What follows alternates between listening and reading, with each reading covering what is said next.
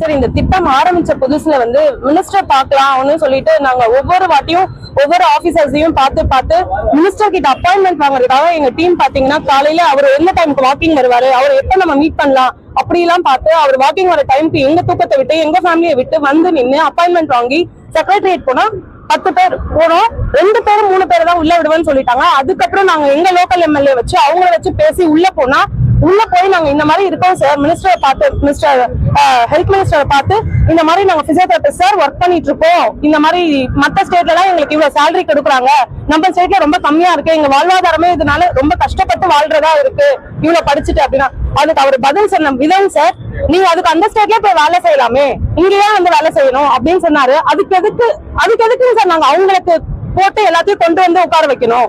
இது எவ்வளவு பெரிய கஷ்டமான ஒரு வார்த்தை இல்லையா?